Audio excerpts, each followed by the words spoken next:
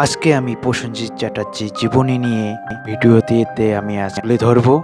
প্রসেনজিৎ চ্যাটার্জির জন্ম হচ্ছে 1962 সালে 30শে সেপ্টেম্বর তার জন্মদিন।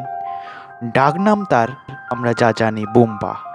স্ত্রী অর্পিতা, তার হচ্ছে বিশ্বজিৎ চট্টোপাধ্যায় এবং তার ছোট পরিবার, 2 শিশু রয়েছে।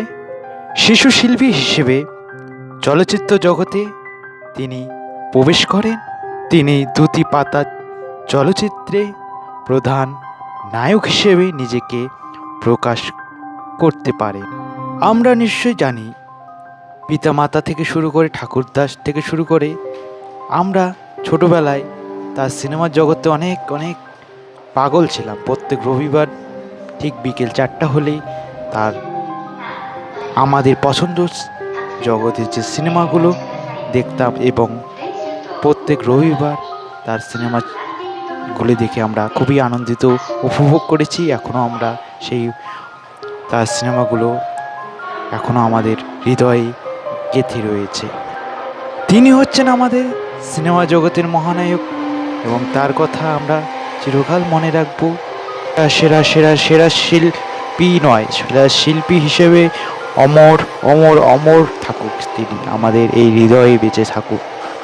তার এই চরিত্র, তার কমলের চরিত্র সারা জীবন ধরে এগিয়ে নিয়ে যাক এবং আমরা অপেক্ষায় থাকব আর নতুন সিনেমার জন্য।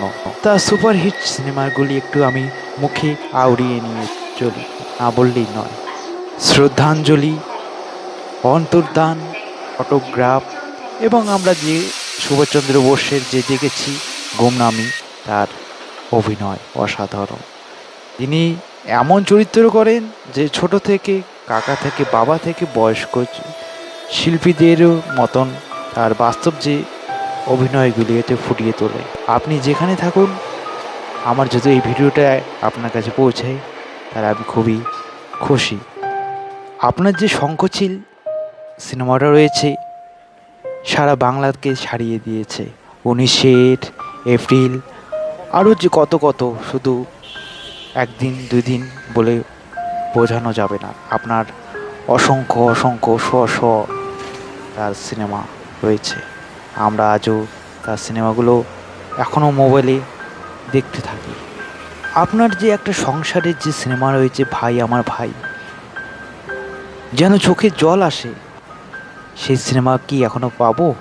এখনকার বাস্তব দাঁড়িয়ে আমরা এখনও সেই আগেকার মতো সিনেমা পাবো না, আমরা ভুলতে পারবো না।